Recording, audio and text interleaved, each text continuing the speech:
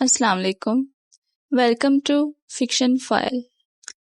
آج ہم human emotions کی کمپلیکسٹی پر لکھا گیا ایک نیو رائٹر کا مکمل افسانہ پڑھیں گے۔ خاموش نظر، از قلم سمیہ رانی۔ انتصاب: انسان کا سب سے بڑا تجسس دوسرا انسان ہے، اس لیے نہیں کہ سامنے والا کیا محسوس کرتا ہے، بلکہ یہ تجسس صرف اس لیے ہے کہ وہ ہمارے بارے میں کیا سوچ رہا ہے۔ اس کے نزدیک ہم کون ہیں؟ اگر ہیں تو ایسے کیوں ہیں؟ یہ تحریر ہر انسان کے تجسس اور خاموشی کے نام۔ مکمل افسانہ۔ میرے گرد ایک خاموش نظر آ ٹھہری ہے، متجسس ہو جاؤں میں پہلے کس چیز پر؟ اس نظر پر، یا پھر اس کے ٹھہر جانے پر، یا پھر اس نظر کی خاموشی پر؟ قصبہ، ایک چھوٹا سا زمین کا ٹکڑا جس پر مختلف طرح کے افراد کا بسیرا تھا، چند کیمپوں میں مقیم خوشحال زندگی۔ اس قصبے کے گرد ایک طرف پہاڑ تھے اور دوسری طرف پانی کی شفاف جھیل۔ اس جھیل کے کنارے سبزے پر دو بچے کھڑے ہوئے تھے، ان کے چھوٹے قدموں کے نیچے نرم گیلی گھاس موجود تھی۔ بچی نے سیاہ رنگ اوڑھ رکھا تھا۔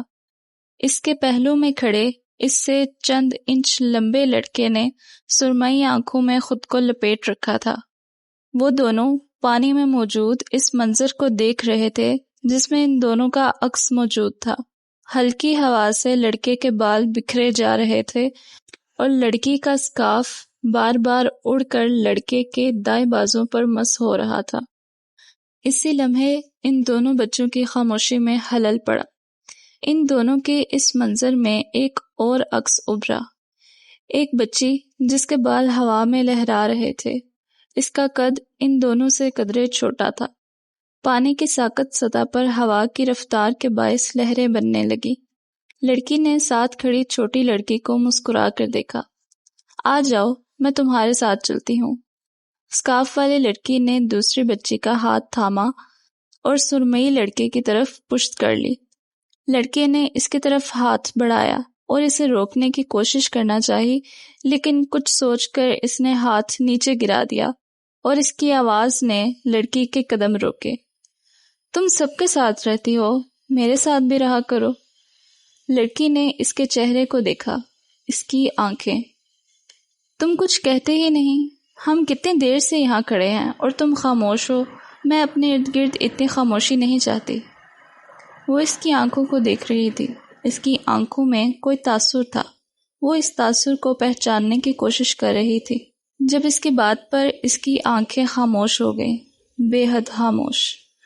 لڑکی کچھ پل اس کی خاموش آنکھوں کو دیکھے گئی، وہ خاموش ہی رہیں۔ لڑکی نے رخ موڑ لیا۔ وہ اس چھوٹی بچی کے ساتھ قدم بڑھانے لگی۔ اس کا سکارف پھڑپھڑا رہا تھا۔ وہ پلٹنا چاہتی تھی لیکن مڑ کر نہیں دیکھا۔ وہ اس خاموشی کو برداشت نہیں کر پاتی تھی۔ شاید وہ اس جھیل کنارے کھڑا اسے جاتے ہوئے دیکھ رہا تھا، شاید۔ اس کے ساتھ کھڑی لڑکی نے بازو پر چپت لگائی۔ وہ خیال سے چونکی، ارد گرد دیکھا۔ وہ جھیل ویسی ہی تھی، منظر بھی وہی تھا، لیکن اس کنارے پر وہ سرمئی لڑکا موجود نہیں تھا، نہ اس پانی میں اس کا عکس موجود تھا۔ وہ لڑکی بڑی ہو چکی تھی، شاید وہ بھی اس سے چند انچ بڑا ہوگا۔ آج بھی سالوں گزر چکے تھے۔ اس رات کے بعد اس لڑکے کو کسی نے نہیں دیکھا تھا۔ وہ اپنی خاموشی کے ساتھ کہیں دور جا چکا تھا۔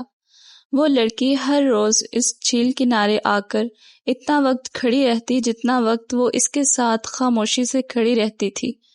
فرق یہ تھا کہ اب وہ اکیلی اس منظر کا حصہ تھی۔ فرق یہ تھا کہ وہ خاموشی اس کے ساتھ تھی۔ سالوں سے وہ اس کے انتظار میں تھی، کیونکہ اسے تجسس تھا اس کی خاموش آنکھوں کے پیچھے موجود شور کا۔ وہ خاموشی لے کر آتا تھا اور اسی خاموشی کو چھوڑ جاتا تھا۔ جانے کیوں اس کے سوا وہ خاموشی کسی دوسرے انسان کو محسوس نہیں ہوتی تھی۔ وہ گہری سانس لے کر اپنی سہیلی کی طرف متوجہ ہوئی جو دوبارہ اس کو چپت لگانے کے لیے تیار تھی۔ وہ آج بھی اس سے قد میں چھوٹی تھی۔ وہ دونوں لڑکیاں جھیل سے واپس آ رہی تھیں جب لوگوں کو باخوشی ایک گھر کی طرف بڑھتے ہوئے دیکھا۔ ایک چھوٹی بچی نے رک کر انہیں ہجوم کے اکٹھا ہونے کی وجہ بتائی اور آگے بڑھ گئی۔ کہران واپس آ گیا ہے۔ کیا اس نے صحیح نام سنا تھا؟ وہ واپس آ گیا تھا۔ اس رانی نے پلٹ کر اس گھر کو دیکھا۔ کیا وہ اب بھی اتنا ہی خاموش ہوگا یا پھر… اس رانی، چلو ہم بھی اس سے ملیں۔ اس نے اپنی سہیلی کا چہرہ دیکھا، پرجوش اور متجسس۔ رابی تم چلی جاؤ، مجھے نہیں جانا، وہ کہہ کر آگے بڑھ گئی۔ آج بھی پلٹ کر نہیں دیکھا۔ رابی بھی اس ہجوم میں شامل ہو گئی۔ اس رانی گھر واپس آئی۔ اتنے سالوں میں اس قصبے میں گھر پکے اور ضروریات زندگی قابل رسائی بن چکی تھی۔ وہ پکی سڑک پر چلتی ہوئی اپنے گھر میں داخل ہوئی۔ یہ 2 منزلہ گھر تھا۔ اس کے والدین نیچے جبکہ وہ دوسری منزل پر رہتی تھی۔ اسے اپنے کمرے کی کھڑکی سے پہاڑوں کو دیکھنا بہت پسند تھا۔ اس کے کمرے میں 2 کھڑکیاں تھیں، ایک دائیں اور دوسری بائیں طرف۔ ایک طرف پہاڑ اور دوسری طرف جھیل۔ وہ باہر نہ بھی جا سکتی تو ان کھڑکیوں سے اپنے پسندیدہ منظر دیکھ لیتی تھی۔ وہ پہاڑوں کو دیکھ کر اس آنے والے کو سوچ رہی تھی جو ان پہاڑوں کی طرح خاموش تھا۔ شام کے سائے پہاڑوں کو سیاہ کر رہے تھے۔ رابی اس کی کھڑکی سے نیچے کھڑی ہاتھ ہلا رہی تھی۔ اس رانی نے حیران ہو کر کھڑکی کھولی۔ وہ اتنی جلدی واپس آ گئی۔ اس نے سر باہر نکالا اور رابی کی بات سنی۔ وہ گھر پر نہیں ہے۔ اچھا کیا جو تم نہیں گئی۔ میں اس کے والدین سے مل کر آ گئی۔ چلو کل ملتے ہیں۔ ٹھیک ہے، پھر ملیں گے۔ رابی ہاتھ ہلا کر اپنے گھر کی طرف بڑھ گئی۔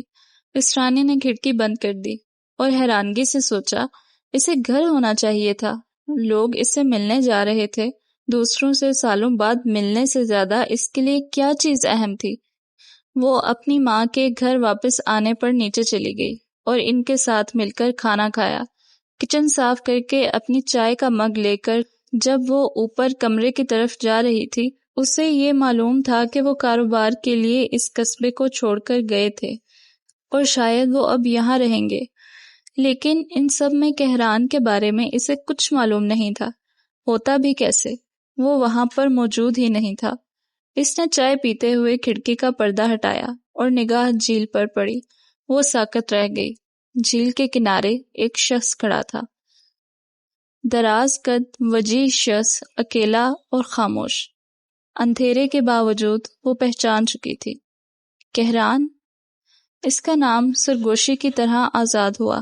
جھیل کنارے کھڑے شخص نے سر اٹھایا اور پلٹ کر رخ گھروں کی قطار کی جانب کیا۔ اس کی نگاہ کھڑکی میں کھڑی اس لڑکی پر آ ٹھہری۔ اسے کیسے پتا کہ اس رانی نے اسے پکارا تھا؟ کہ وہ اسی گھر کی کھڑکی میں کھڑی ہوگی؟ اور کیا وہ اس رانی کی طرح اس جھیل پر اس کا منتظر تھا؟ لوگ اس سے ملنے کو بےتاب تھے اور وہ جھیل کنارے کھڑا کس کا منتظر تھا؟ اس رانی کی آنکھیں حیرت سے پھیل گئیں۔ کیا وہ میرا انتظار کر رہا تھا؟ اس نے دیکھا جھیل کنارے کھڑا شخص اس کی طرف سے رخ موڑ چکا تھا۔ چند لمحے وہاں کھڑے رہنے کے بعد وہ واپس اپنے گھر چلا گیا تھا۔ اس کی آنکھیں، وہ تاثر، آہ کاش وہ کبھی جان پاتی۔ اگلا دن بہت سی روشنی کے ساتھ طلوع ہوا۔ پہاڑوں کی بلندی پر کھڑا سورج، جس کی روشنی کھڑکیوں سے ٹکرا کر اس رانی کے پلنگ پر گر رہی تھی، چہرے پر روشنی پڑنے سے اس کی آنکھ کھلی۔ آنکھوں کے سامنے وہ 2 سیاہ آنکھیں آ ٹھہری۔ وہ گھبرا کر اٹھی۔ وہ کمرے میں اکیلی تھی۔ وہ دیر سے سوئی تھی، شاید اسی لیے اٹھتے ہی وہ منظر آنکھوں کے سامنے آ ٹھہرا جو سونے سے پہلے لاشعور میں موجود تھا۔ کچھ وقت کے بعد وہ جب تیار ہو کر نیچے آ رہی تھی تو کانوں میں ایک مانوس آواز پڑی۔ وہ چلتی ہوئی لاؤنج میں آئی اور اس عورت کو دیکھا جو اس کی ماں کے ساتھ باتوں میں مصروف تھی۔ کہران کی ماں۔ اس رانی کو لاؤنج میں دیکھ کر وہ اپنی جگہ سے کھڑی ہوئی اور اسے کندھے سے لگایا۔ اس رانی اس قدر گرم جوشی پر حیران ہوئی۔ چند پل ان کے پاس بیٹھ کر ان کے سوالوں کا جواب دیا اور رابی کے آنے کا شکر ادا کرتے ہوئے وہاں سے اٹھ کر باہر نکلی۔ رابی نے اس کے سرخ چہرے کو دیکھ کر مسکراہٹ دبائی۔ اسرانی، مانا کہ یہ خاتون تھوڑی اکڑو ہیں، لیکن اتنا بھی کیا غصہ کرنا؟ وہ تو کل ہم میں سے کسی کے گلے نہیں ملی، بس سلام اور چند رسمی باتیں۔ رابی نے اپنی دوست کا موڈ درست کرنے کی کوشش کی۔ وہ حیرانگی سے اسے دیکھنے لگی۔ رابی چلتے ہوئے کہے جا رہی تھی، اسرانی کے چہرے کو نہیں دیکھا۔ وہ سب کے گھر جا کر کہہ رہی ہیں کہ ہمیں ان کی دعوت علیحدہ کرنے کی بجائے ایک ساتھ انتظام کرنا چاہیے، یعنی پورے قصبے کی دعوت ایک ساتھ، کسی تہوار کی طرح۔ وہ دونوں چلتی ہوئی جھیل کنارے آ رکیں۔ اسرانی نے ارد گرد کا جائزہ لیا۔ دل زور سے دھڑک رہا تھا۔ اگر وہ سامنے آ گیا تو وہ کیا کرے گی، کیا کہے گی؟ لیکن سچ شکر کہ ایسا کچھ نہیں ہوا۔ فرق یہ تھا کہ خاموشی سے اس کنارے کھڑی رہنے والی اسرانی آج رابی کے ساتھ بہت باتیں کر رہی تھی۔ شاید وہ لاشعوری طور پر اس کے خیال کو جھٹکنے کی کوشش کر رہی تھی۔ وہ دونوں جب جھیل سے واپس پلٹی تو قصبے کے لوگ میدان میں جمع ہو رہے تھے۔ آج رات کو دعوت تھی۔ پورے قصبے کی جھیل کنارے موجود میدان میں تیاریاں شروع کر دی گئیں۔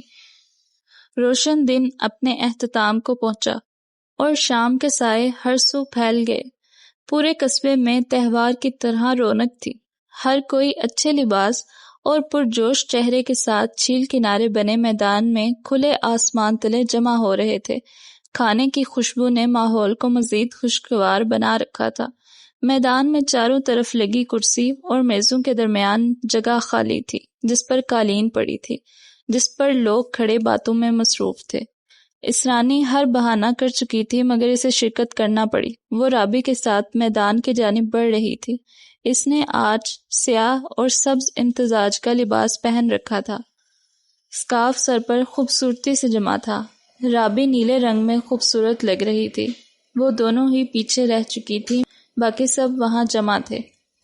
اسرانی نے رابی کے بازو کو کوہنی سے پکڑا۔ رابی نے گھور کر اسرانی کو دیکھا۔ میں نے اپنے شوہر کا بازو یوں پکڑ کر چلنے کا خواب دیکھا تھا۔ پتہ نہیں تھا کہ اس کی تعبیر تمہارے ساتھ ہوگی، وہ بھی پورے قصبے کے سامنے۔ وہ دونوں میدان میں داخل ہو رہی تھیں جب رابی نے اپنے خیالات کا اظہار کیا۔ اسرانی کا چہرہ سرخ ہوا۔ اس کا بازو چھوڑا اور اسے چپت لگائی۔ وہ دونوں ہنسنے لگے۔ اسرانی کا چہرہ مزید سرخ ہوا۔ ہنستے ہوئے اس کی آنکھوں میں پانی آ گیا۔ وہ اپنی آنکھوں کو خشک کر رہی تھی جب اسے ایک احساس ہوا، کوئی اسے دیکھ رہا تھا۔ وہ میدان کی داخلی طرف تھی۔ اتنے ہجوم میں بھی اس نے چہرے کا رخ بائیں جانب موڑا اور نگاہ ان سیاہ آنکھوں سے ٹکرائی۔ وہ آنکھیں اس کے چہرے پر جمی تھیں۔ ان میں کچھ تھا، کوئی غیر شناسا سا تاثر۔ اگلے لمحے وہ آنکھیں خاموش ہو گئیں، لیکن اس کے چہرے پر جمی رہیں۔ اسرانی نے قدم آگے بڑھائے۔ وہ اس کی پشت کو دیکھ رہا تھا۔ اسے یقین تھا، لوگوں سے ملتے ہوئے، کھانا کھاتے ہوئے، اسے نظر انداز کرتے ہوئے، وہ پر یقین تھی کہ وہ اسے ہی دیکھ رہا ہے، خاموشی کے ساتھ۔ وہ سفید شلوار قمیض میں ملبوس سفید شال خود کے گرد اوڑھے، اس نے اپنی سیاہ آنکھوں کو اس رات اسرانی کے وہاں جانے تک اس پر مرکوز کیے رکھا۔ اسرانی اگلے کئی دن تک اس کے بارے میں سوچتی رہی۔ وجہ تجسس تھا۔ وہ اسے ہی کیوں دیکھ رہا تھا؟ کیا وہ ہر لڑکی کو یوں ہی دیکھتا ہے؟ کیا اسے عادت ہے سب کو یوں دیکھنے کی؟ وہ اسی سوچ میں گمسم بیٹھی رہی تھی۔ رابی اس سے ملنے آئی تو بہت پرجوش تھی۔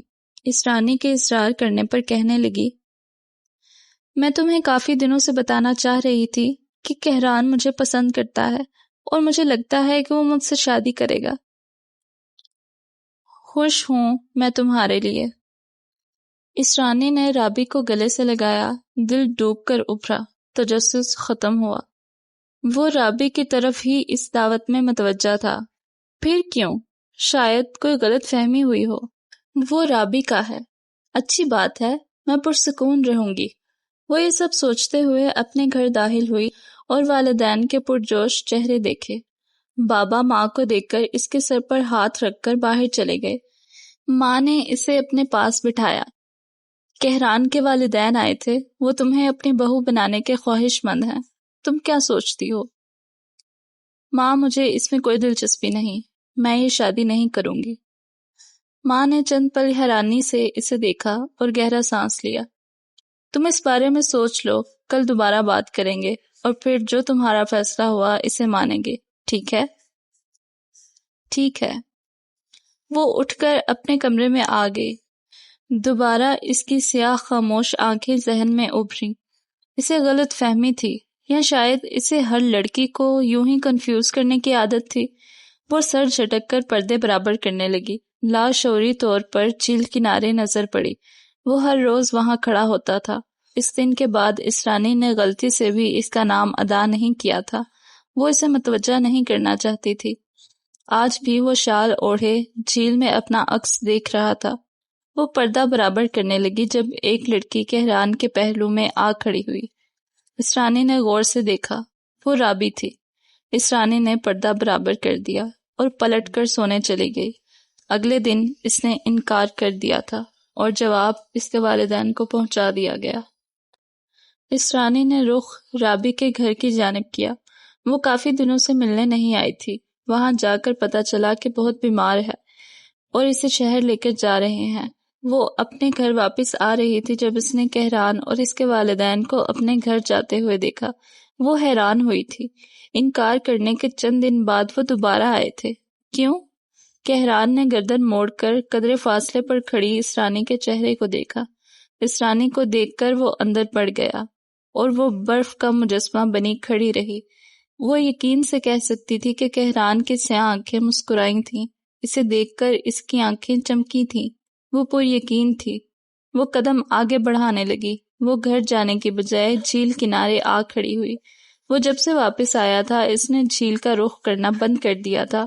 وہ ہر اس جگہ جانا چھوڑ چکی تھی جہاں وہ اس کے روبرو آ جاتی۔ وہ غلطی سے بھی اس کے سامنے نہیں آنا چاہتی تھی اور آج پھر اس سے سامنا ہو گیا۔ وہ جھیل میں کنکر پھینک رہی تھی جب ایک لڑکی اس کے پاس آ بیٹھی۔ وہ لڑکی کہران کے گھر کے ساتھ والے گھر میں رہتی تھی۔ وہ لڑکی اسرانی کو تھوڑی تلے ہاتھ رکھے دیکھ رہی تھی۔ وہ اس لڑکی کے یوں مسلسل خود کو دیکھنے پر حیران ہوئی۔ تم ٹھیک ہو؟ اسرانی کے حیران سوال پر لڑکی نے سانس لی۔ البتہ دیکھ ویسے ہی رہی تھی۔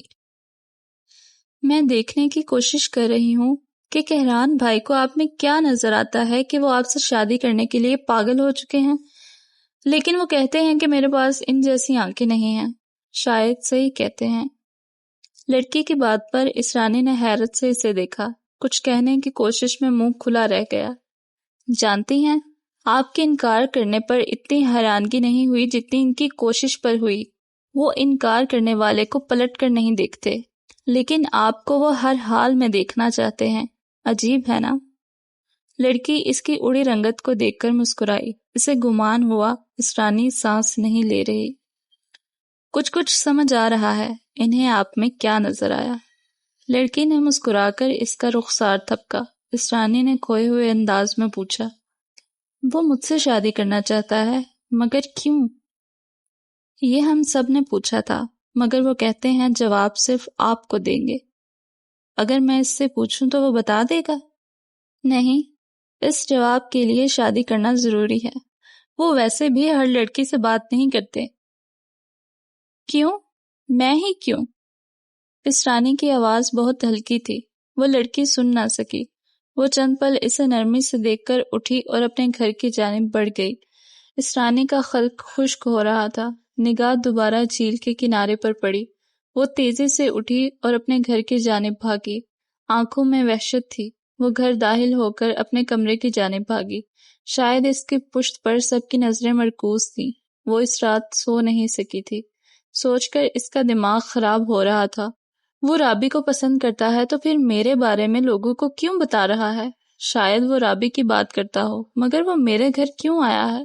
ڈھیر سارے سوال کے بدلے خاموشی ملی، صرف خاموشی۔ اگلے کچھ دنوں تک سب کچھ نارمل رہا۔ اس کے والدین نے اسرانی سے کہران کے بارے میں کوئی بات نہیں کی اور نہ اس سے پوچھا۔ اسے بخار ہو رہا تھا۔ وہ آج جلد ہی سو گئی تھی۔ سر درد حد سے بڑھ رہا تھا۔ وہ بمشکل اٹھی اور رخ نیچے کی جانب کیا۔ وہ چائے بنانا چاہتی تھی۔ کچن میں جاتے ہوئے سیڑھیوں پر ہی بیٹھ گئی۔ ہمت ختم ہو چکی تھی۔ اسی پل اسے اپنے بابا کی آواز سنائی دی، اور ماں کی بھی۔ وہ بحث کر رہے تھے۔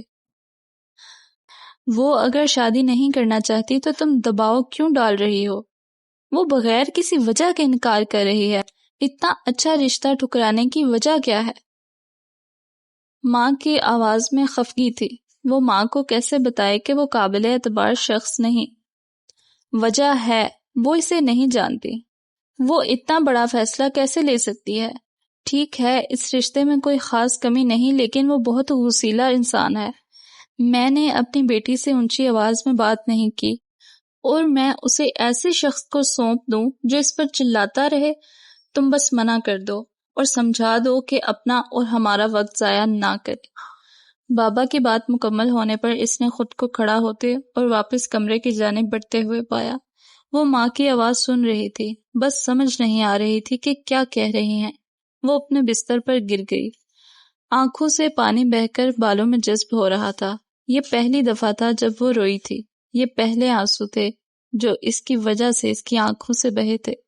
جانے یہ سلسلہ رکنا تھا کہ نہیں؟ اس سے بخار تھا جو اترنے کا نام نہیں لے رہا تھا۔ اس کی ماں نے انہیں انکار کر دیا تھا، اور آج وہ دوبارہ آئے تھے۔ اس رانی کو کچھ سمجھ نہیں آ رہی تھی کہ یہ سب کیا ہو رہا تھا۔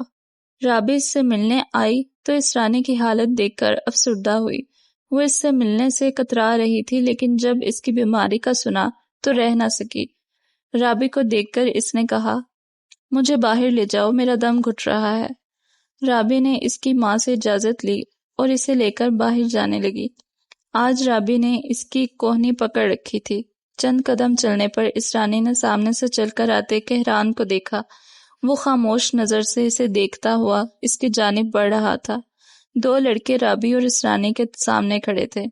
اس رانی نے بولنا چاہا جب کہران بولا، راستہ چھوڑو۔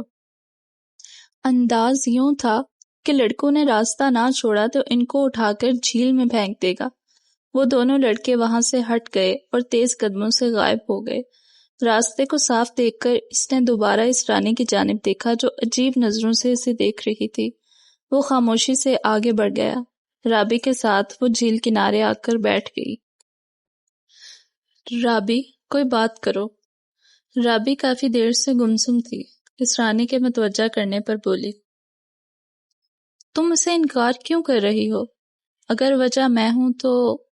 نہیں، یہ میرا فیصلہ ہے اور کوئی وجہ نہیں۔ رابی نے اس رانی کے مستحکم انداز کو دیکھا اور کہا، میں غلط تھی، اسی لیے تمہارا سامنا نہیں کر رہی تھی۔ جانتی ہو، اس دن جب میں نے تمہیں بتایا کہ وہ مجھے پسند کرتا ہے، اس رات میں یہاں اس سے ملنے آئی تھی۔ وہ ہر رات یہاں آتا تھا۔ اس رانی اسے دیکھ رہی تھی جو بولتے ہوئے پانی کی لہروں کو دیکھ رہی تھی۔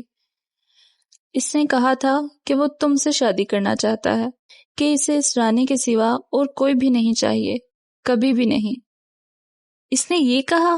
کیوں؟ رابی نے اس رانی کا چہرہ دیکھا۔ وہ نظر کسی کے پاس نہیں تھی جس سے وہ اس رانی کو دیکھتا تھا۔ وہ یہ وجہ تمہیں ہی بتائے گا کہ تم اسے کیوں چاہیے ہو۔ وہ ساری دنیا کو بتا رہا ہے کہ میں اس کے لیے کیا ہوں۔ وہ مجھے کیوں نہیں بتاتا کہ میں اس کے لیے کیوں ہوں؟ رابی نے اس رانی کا شکستہ انداز دیکھا، جیسے وہ اس کشمکش سے تنگ آ چکی ہو، اب اس سے برداشت نہ ہو رہا ہو۔ بہت سے مرد دنیا کو نہیں بتا پاتے کہ انہوں نے اپنے لیے ایک شخص کو چن لیا ہے جو ان کے لیے پوری دنیا کی حیثیت رکھتا ہے۔ اگر وہ یہ بات صرف تمہیں بتاتا تو پوری دنیا تمہاری حیثیت نہیں جان پاتی۔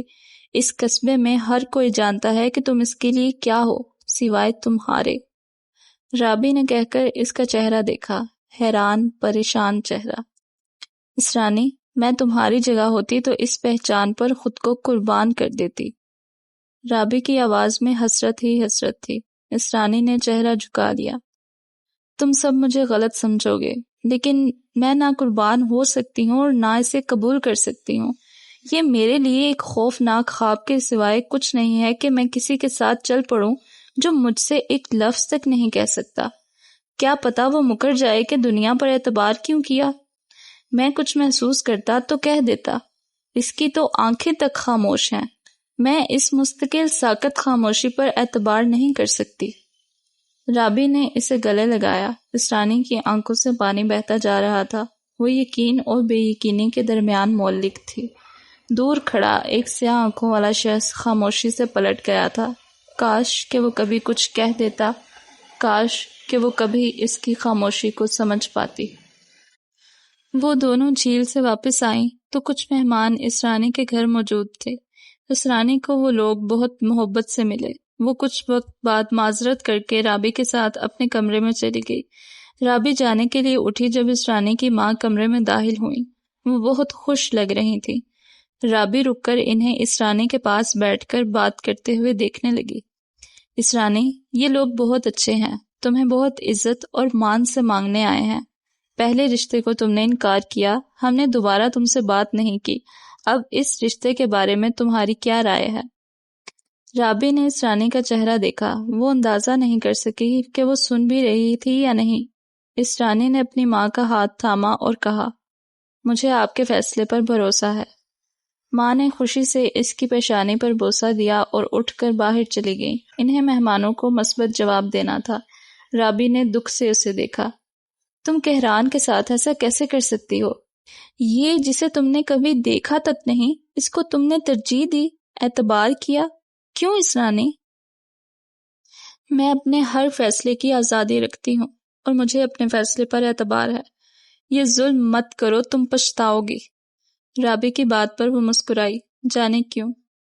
رابی، میں اپنا فیصلہ کر چکی ہوں۔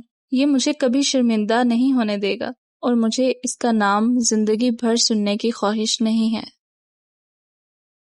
ٹھیک ہے، آزادی ہو یا پھر بربادی، تمہیں مبارک ہو اسرانی۔ رابی کہہ کر رکی نہیں، وہاں سے چلی گئی۔ اسرانی جانتی تھی کہ وہ اب کبھی واپس نہیں آئے گی۔ اس کی دوست کھو چکی تھی۔ مجھے بس اسے سننے کی خواہش تھی، یہ تجسس کہ وہ دنیا سے میرے بارے میں کیا بات کرتا ہے، لیکن تجسس کی وجہ سے میں اپنی زندگی داؤ پر نہیں لگا سکتی۔ اسرانی کے الفاظ کمرے کی فضا میں ساکت ہو گئے اور پھر ہر سو خاموشی چھا گئی۔ اگلے چند ہفتوں میں دو کام ہوئے۔ اسرانی کی شادی ہو گئی اور کہران واپس نہیں آیا۔ وہ اس روز کے بعد کبھی کسی کو نہیں ملا جس روز اس نے جھیل کنارے کھڑے ہو کر اسرانی کے الفاظ سنے تھے۔ چند سالوں بعد اسرانی اس جھیل کنارے کھڑی تھی، بے حد خاموشی کے ساتھ۔ اس کا شوہر اس کے برابر کھڑا تھا۔ وہ منظر مکمل ہوا۔ اس کے ساتھ کھڑی ان کی بیٹی سے۔ اسرانی کی زندگی اور اس کا فیصلہ بہترین ثابت ہوا تھا اس کے حق میں۔ لیکن ان گزرے سالوں میں جبکہ اس کی بیٹی بھی بڑی ہو چکی تھی، وہ آزاد نہیں ہو سکی تھی۔ اب بھی نہ اس جھیل کے کنارے سے اور نہ اس شخص کے تجسس سے۔ وہ آج بھی دور اندر کہیں اس کی منتظر تھی کہ وہ اسے جان پائے، زندگی کے کسی وقت، کسی لمحے وہ جان پائے اور اس کا تجسس ختم ہو کہ وہ کیا سوچتا تھا، اتنا خاموش کیوں رہتا تھا۔ اس نے زندگی میں کبھی اس کی آنکھوں جیسی آنکھیں نہیں دیکھی تھی، خاموش سیاہ آنکھیں۔ اس نے اپنی بیٹی کو دیکھا جو اس کا عکس تھی، کئی سال پہلے والی اسرانی جیسی، متجسس، پرجوش اور زندگی سے بھرپور۔ اسرانی نے دوسری نظر اپنے شوہر کو دیکھا جو اسے مکمل کرتا تھا، اس کی پرسکون زندگی کی بنیاد تھا۔ اسرانی کو اپنی طرف دیکھتا پا کر اس نے بھی اس کی آنکھوں میں دیکھا۔ اسرانی نے دیکھا اس کے شوہر کی آنکھوں میں جذبات تھے، فخر اور سکون تھا۔ اسرانی مسکرا دی۔ یہ ان آنکھوں جیسی خاموش نظر نہیں تھی، ان میں حقیقت تھی، جذبات کا عکس تھا۔ وہ تینوں اسرانی کے والدین کے گھر کی طرف بڑھ رہے تھے۔ وہ جھیل خاموشی سے انہیں جاتے دیکھتی رہی۔ اسرانی کو گھر جا کر بہت سکون اور بے سکونی کا سامنا کرنا پڑا۔ ہر جگہ وہ تھا، اس کی خاموش سیاہ آنکھیں تھیں۔ وہ اپنے کمرے میں کھڑی جھیل کے اس کنارے کو کھڑکی سے دیکھ رہی تھی جس کے پاس وہ کھڑا ہوتا تھا ہر روز۔ اب وہ وہاں نہیں تھا، تب بھی وہ کیوں ہر جگہ تھا؟ وہ سالوں سے لاپتہ ہے، اب تو لوگ اسے بھول بھی چکے ہیں۔ اس رانی کو اپنی ماں کے الفاظ یاد آئے جو آج انہوں نے کہران کے بارے میں کہے تھے۔ وہ سب اسے بھول چکے تھے، وہ پھر بھی اس رانی کو یاد تھا، ہمیشہ سے یاد رہا تھا۔ اس رانی کو یقین تھا یہ جھیل بھی اسے نہیں بھولی تھی اس کی طرح۔ اس رانی اپنی بیٹی کی شادی کے لیے اس قصبے واپس آئی تھی۔ وہ چاہتی تھی کہ اس کی بیٹی بھی اسی گھر سے رخصت ہو جس گھر سے وہ رخصت ہوئی تھی۔ اس کی بیٹی کا نکاح اپنے گھر میں ادا کرنے کے بعد وہ لوگ رخصتی کے لیے یہاں پر جمع ہوئے تھے۔ شادی کی تیاریاں مکمل ہو چکی تھیں، پورا قصبہ اس شادی میں شریک تھا، رابی بھی۔ اتنے سالوں بعد رابی سے مل کر اس رانی بہت خوش ہوئی۔ تمہاری بیٹی کا صرف چہرہ تم سے مشابہت رکھتا ہے، شکر ہے دماغ نہیں۔ رابی کے کہنے پر اس رانی خاموش رہ گئی۔ رابی اسے کبھی معاف نہیں کرنے والی تھی اس فیصلے کے لیے۔ ہاں، وہ اس جیسے خاموش انسان پر اعتبار کر کے اس کے ساتھ رخصت ہو رہی ہے۔ اس رانی نے سرخ لہنگے میں ملبوس اپنے عکس اپنی بیٹی کو دیکھا۔ وہ اپنے شوہر کے ساتھ بیٹھی بے حد خوش تھی۔ وہ دونوں ایک دوسرے کی دنیا مکمل کر رہے تھے۔ اس رانی خوش تھی، اسے اپنی بیٹی کے فیصلے پر اعتبار تھا، اور اس خاموش انسان پر بھی جس کے دل میں اس کی بیٹی کے لیے بہت وسعت تھی۔ اس رانی، اگر تم بھی اس دن کہران پر اعتبار کر لیتی تو آج تمہاری زندگی مختلف ہوتی۔ شاید۔ رابی نے اس رانی کے کھوئے ہوئے انداز کو دیکھا جو مزید کہہ رہی تھی۔ میں اس کے بارے میں صرف ایک رائے قائم کر سکی ہوں کہ میرا ساتھ اس کے لیے زیادہ اہم تھا۔ ہم دونوں میں سے ہر چیز کا اثر اس پر زیادہ ہوا۔ آج اتنے سالوں بعد بھی میں اس کے لیے یقین سے کوئی رائے تک قائم نہیں کر سکی۔ رابی نے اس رانی کے انداز میں بے بسی دیکھی، وہ خود کو کہنے سے روک نہیں سکی۔ اس رانی، تم آج بھی منتظر ہو کہ وہ تم سے کچھ کہے، لیکن کیا تمہیں یقین ہے کہ اس نے کبھی تم سے ایک لفظ تک نہیں کہا؟ ہو سکتا ہے دنیا کو تمہارے بارے میں بتانے سے پہلے اس نے تمہیں بتایا ہو۔ اس رانی نے رابی کا چہرہ دیکھا، حیرت سے۔ نہیں، وہ تو اس نے کچھ کہا؟ کیسے؟ اس رانی نے چونک کر اپنے ذہن پر زور ڈالا، نگاہ دلہا اور دلہن کے چہرے پر رکی۔ دولہا کچھ کہہ رہا تھا، اس رانی نے سر کو نفی میں جنبش دی۔ اس رانی نے لوگوں میں سے راستہ بناتے ہوئے رخ جھیل کے کنارے کی طرف کیا۔ وہ اس راستے پر بھاگ رہی تھی، آنکھوں میں وحشت تھی۔ اس نے دنیا کو بتانے سے پہلے اس رانی کو بتایا تھا اپنی خواہش کے بارے میں۔ وہ کیسے بھول گئی؟ کیسے بھول سکتی تھی؟ سالوں اسے یاد رکھا تھا، سالوں سے وہ یاد تھا، لیکن وہ ایک بات کیسے بھول گئی جو اس نے کہی تھی؟ وہ جھیل کنارے آ کر کھڑی ہوئی، ارد گرد شام کے سائے پھیل رہے تھے۔ وہ ساکت سی اس پانی میں اپنا تنہا عکس ابھرتا ہوا دیکھ رہی تھی۔ اس کی آنکھوں سے آنسو بہے جا رہے تھے۔ اس کے ذہن نے کئی سال پیچھے سفر کیا۔ وہ سیاہ رنگ میں ملبوس تھی، ہوا سے اسکارف اڑ کر ساتھ کھڑے سرمئی لباس والے لڑکے کے بازو پر مس ہو رہا تھا۔ وہ دونوں وہاں کھڑے پانی میں ایک دوسرے کا عکس دیکھ رہے تھے۔ تم سب کے ساتھ رہتی ہو، سرمئی لباس والا لڑکا شکوہ کر رہا تھا۔ خاموش آنکھیں ساتھ کھڑی لڑکی پر مرکوز تھیں۔ میں چاہتا ہوں تم میرے ساتھ بھی رہا کرو۔ اس کی سیاہ خاموش آنکھوں میں شور ہی شور تھا، جذبات، احساسات، حسرت، امید اور سب سے بڑھ کر محبت۔ اس لڑکے کی آنکھوں میں محبت ہی محبت تھی۔ تم کچھ کہتے ہی نہیں ہو، میں اپنے ارد گرد اتنی خاموشی نہیں چاہتی۔ سیاہ لباس والی لڑکی اس کی آنکھوں میں موجود جذبات کو پہچاننے میں ناکام تھی۔ وہ اس کی آنکھوں کو نہ پہچان سکی۔ کیا وہ اس کے الفاظ کو سمجھ پائے گی؟ کیا اس کے احساسات، جذبات، الفاظ بیان کر سکیں گے؟ کیا اس کے الفاظ صرف اس کا تجسس ختم کر کے بے مول ہو جائیں گے؟ وہ الفاظ کی منتظر تھی، جذبات بے مول تھے۔ آخر وہ انسان تھی جسے صرف تجسس تھا، دوسرے انسان کو جاننے کا۔ اس کے احساسات کی کوئی وقت نہیں تھی۔ کیا کوئی انسان دوسرے متجسس انسان کو یہ بتا سکتا ہے کہ کیسے بتاؤں میں تمہیں میرے لیے تم کون ہو؟ صرف ایک نام، ایک چہرہ یا ایک یاد نہیں ہو. تم وہ سکون ہو جو دنیا کی بھیڑ میں آنکھوں کو بند کرتے ہی مل جاتا ہے. تم وہ مسکراہٹ ہو جو بلا وجہ ہی میرے ہونٹوں پر آ جاتی ہے. تم وہ خاموشی ہو جس میں اپنے سارے الفاظ گنوا دیتا ہوں. تم وہ لمحہ ہو جسے پکڑ لینے کا دل کرتا ہے، اور وہ ڈر بھی ہو جسے کھونے کا خیال تک دل دہلا دیتا ہے. تم وہ ادھوری دعا ہو جو پوری ہونے کا انتظار کر رہی ہے. وہ راز ہو جسے میں کسی کے ساتھ بانٹ نہیں سکتا. وہ عادت ہو جس نے مجھے میری ہی زندگی سے دور کر دیا. اور سچ یہ ہے کہ تم میرے لیے ایک چہرہ، ایک نام نہیں ہو. تم وہ سب ہو جس کے بنا آج بھی میں پورا نہیں. نامعلوم. انتل خیر. او مائی گاڈ، واٹ واز دیٹ؟ ایک دم وقت بدل دیا، جذبات بدل دیے، حالات بدل دیے. یہ کیا کر دیا؟ اتنا گرین فوریسٹ آدمی اس کلر بلائنڈ عورت کو نظر نہیں آیا. تھرو دا افسانہ آئی واز ایکسپیکٹنگ کر کے ابھی تو کچھ سینسیبل کام کرے گی، ابھی تو کچھ سینسیبل بات کرے گی، but no, at the end she is Asrani.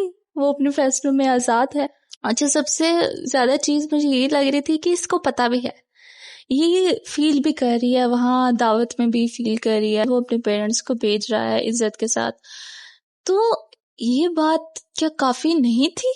Ma'am Asrani, excuse me, کیا آپ کو کوئی بالی ووڈ ٹائپ پرپوزل چاہیے تھا؟ کیا کرتا وہ بیچارہ آدمی؟ آپ کو ہیلی کاپٹر سے پرپوز کرتا؟ کیا کرتا وہ بیچارہ؟ اتنا ایفرٹ پٹ کر رہا ہے، اتنی ایفرٹ پٹ کر رہا ہے. آپ کو کچھ خیال کرنا چاہیے کہ بھیا.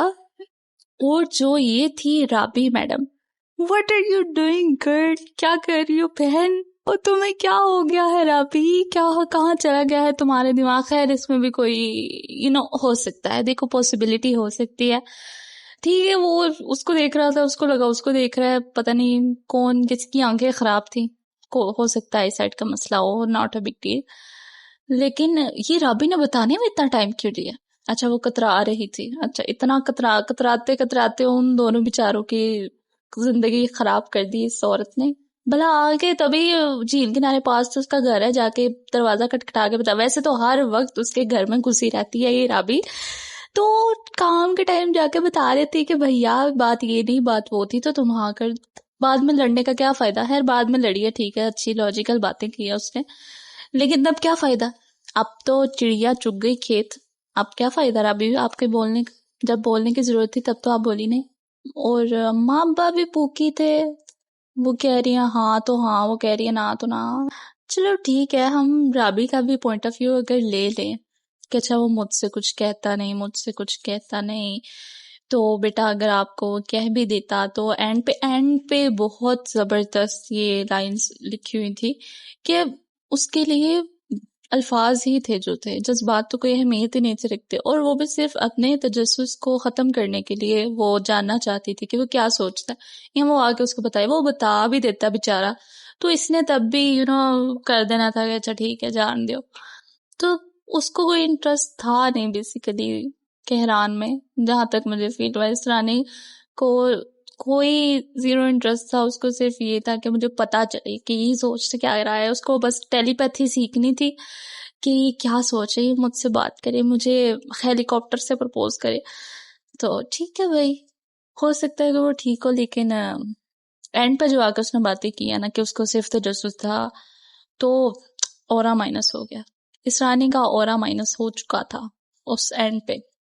اور کہران بھی بول دیتا ہے. کہران کچھ ضرورت سے زیادہ خاموش تھا. خیر اس کا پوف بھی نہیں آیا کہ وہ اچھا مزے کی بات ہے، نہ کہران نے اس رانی کو بتایا کہ وہ کیا سوچتا ہے، اور نہ اس نے ریڈرز کو بتایا کہ وہ کیا سوچتا ہے. وہ مست آدمی ہے، اس کو کوئی فرق نہیں پڑتا کوئی کیا سوچ رہا ہے کیا نہیں سوچ رہا. آیا آ کے بات کی ہے، نہیں بنی واپس چلا گیا، کوئی مسئلے والی بات ہی نہیں ہے. Very nice. سو میری تو یہی خواہش ہے کہ وہ جہاں کہیں بھی ہو خوش ہو، آباد ہو، سرشاد ہو، سرانے کا روگ لگا کے نہ بیٹھا ہو. تو ہاں اس میں یہ لیسن ہے کہ محبت کے علاوہ، اٹریکشن کے علاوہ اور بھی آپ کو دوسرے انسان کے پرسپیکٹیو جاننے کی کیوریوسٹی ہو سکتی ہے. اس کے علاوہ اور بھی بہت سارے ایموشنز ہوتے ہیں جو دوسروں کے ساتھ لنک کرتے ہیں. Goodbye until the next video.